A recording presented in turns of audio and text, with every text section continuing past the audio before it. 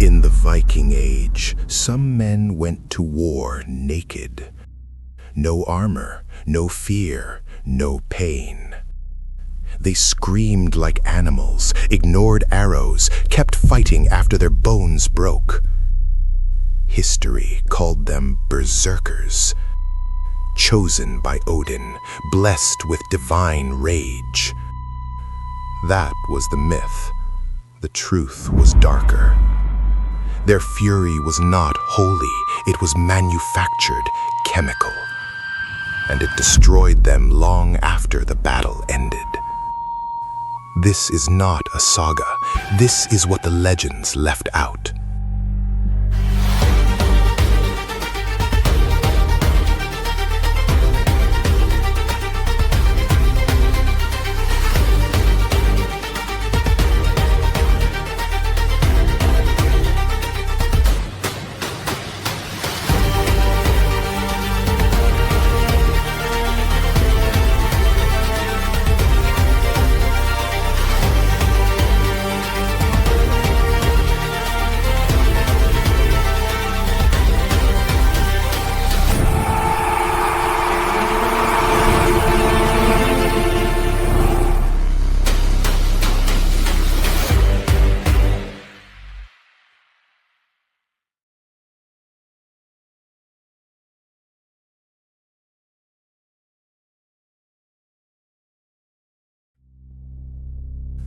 The rage did not arrive by instinct. It was not sudden. It was not divine.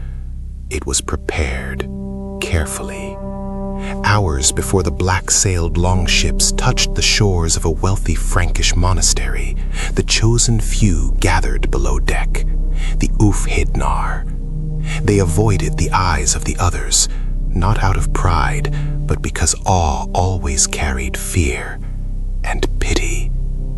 The air in the forecastle was thick, stale, breathless. There the shaman waited, a man who knew the darker language of the earth. He offered the draft, bitter, foul, fermented grain perhaps, but laced with something more, henbane, or fungi pulled from the deep forests of the fjords, not to grant strength, but to break it, to shatter rational thought, to silence pain, to dismantle fear. Bjorn remembered the moment it slid down his throat. Dry, rasping, then nausea, the deck tilting, reality loosening its grip, and then the first gift, not power, silence, the absolute absence of fear.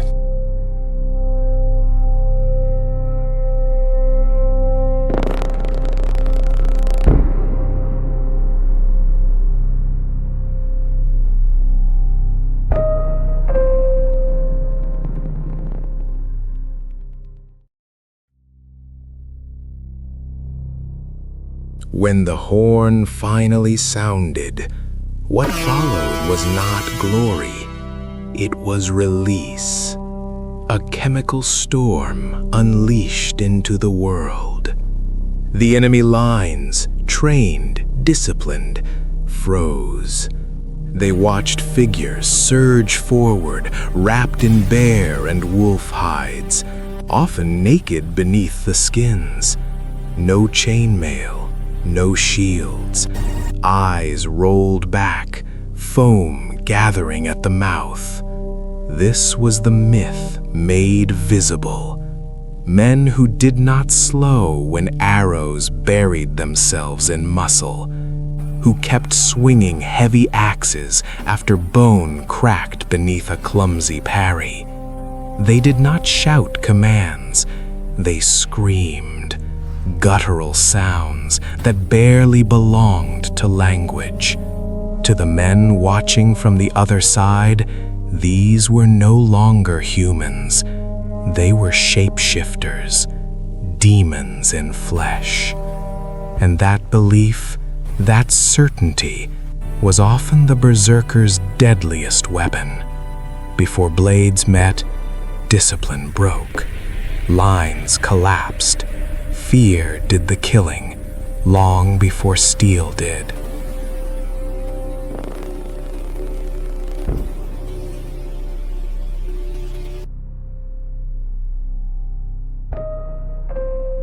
Inside the thunder of destruction, there was no triumph, only isolation. The world collapsed into red motion and muffled sound, seen through a warped lens of hyperadrenaline and narcotic haze. Bjorn remembered the smell first. Copper, thick, overwhelming. And in that stench, the truth surfaced. The so-called strength was not power. It was absence. The inability to feel exhaustion. The inability to register deep, tearing wounds that the body would only reveal hours later. He did not fight with skill. He fought wildly, indiscriminately, driven by artificial energy, movement without purpose, destruction without direction. Tactics vanished. Everything became momentum, and the greatest danger was not the enemy's blade. It was the rage itself. In the haze, there were no distinctions, not between Saxon peasant and fellow Viking, not between flesh and shadow. Everything was an obstacle, everything a threat. And in that moment, Bjorn was not powerful. He was suspended inside a blinding, terrifying, manufactured godhood.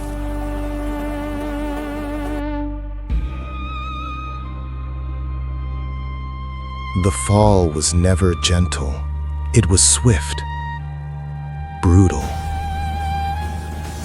humiliating. A violent collapse back into flesh and bone. The chemicals burned out. The artificial walls around the mind dissolved, and pain returned, not gradually, in waves. Every ignored bruise, every open gash, all of it arriving at once, searing, paralyzing, inescapable.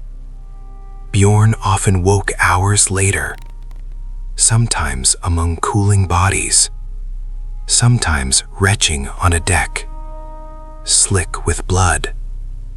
He could not remember how the violence ended, only that it had.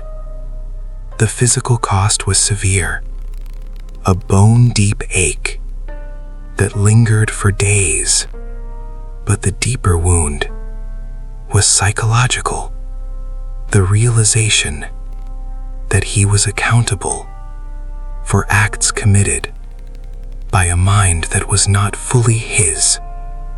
Memories returned in fragments, flashes, hands, faces, screams, scenes no true warrior would ever claim victory.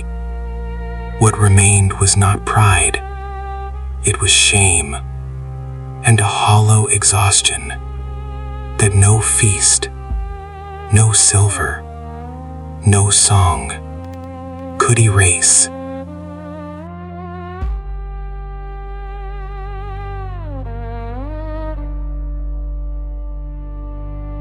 The aftermath shaped their lives more than any victory ever did. While skalds sang of glory and warriors divided the spoils, the berserkers were kept at a distance, revered but never welcomed. They were indispensable tools of war, yet unfit for the quiet order of the longhouse. They slept apart, watched, Their volatility made them unreliable companions and dangerous friends. Their lives became a constant oscillation between necessity and fear. Savagery was required. Humanity was not. Wives were rare. Kinship fragile. Everyone understood the risk. A man who could lose himself so completely in battle might do so again, on a drunken night, or in a moment of frustration. The same force that shattered enemy lines could just as easily turn inward. Bjorn learned the cruel truth behind the legend. Immortality in song demanded mortality in life. They were not heroes. They were living weapons. Their humanity traded away for the tactical value of fear. Condemned to walk the margins of the very society they were built to protect.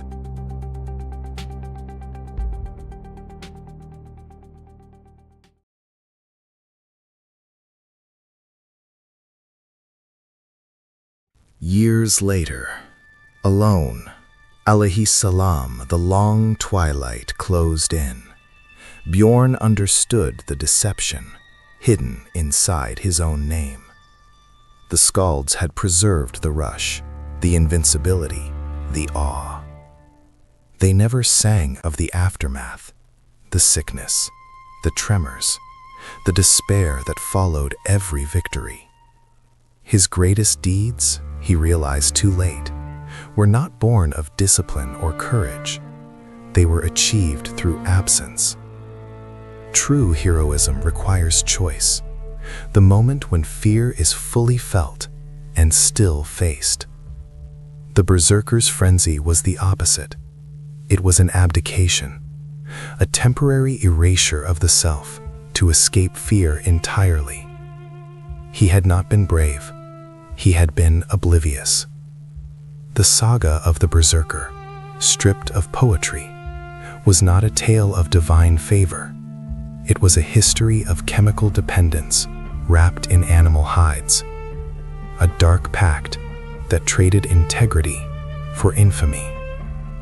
And when the rage faded, only the cost remained. He taught his grandson, Eric, a lesson that would never be cut into stone. The boy asked about the bearskin, about the magic rage, just as every boy did. Bjorn did not correct him with stories. He held out his hands. They were steady now, after decades without the fury. And he spoke softly about the difference between courage and manufactured madness. The hardest battle, he explained, was not fought on the blood-soaked shores of Anglia. It was fought in silence, in the discipline required to master oneself, to feel fear fully and still choose restraint. The Berserker's rage had earned him silver, status, a name remembered by strangers. But it had stolen something quieter, the pride of self-control. The true victory, he told the boy, was not killing 10 men without armor.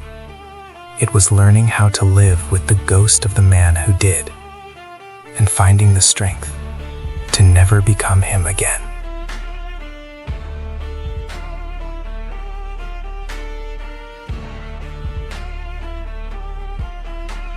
The history of the Berserker is not the story of men blessed by gods, but a quiet record of how far humans will go to escape fear. It is not a saga of divine fury, but a tragic footnote on chemical desperation, a shortcut carved through terror, paid for with the self. The North remembers them as monsters and heroes, but beneath the fur, the foam, and the screams, there was only fragility, dependency, and a profound refusal to feel mortal. Bjorn Ironhide came to understand this too late. History, he learned, is not written to preserve truth, but to preserve shape, the clean silhouette of legend, not the messy chemistry of survival. The poets kept the roar. They erased the shaking hands. They kept the victory. They buried the cost. Now, in the long house, with only the fire to bear witness, Bjorn found both penance and peace.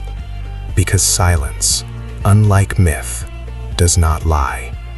And in that silence, the truth rang clearer than any battle cry. Borrowed rage always demands payment, and it is collected from the soul.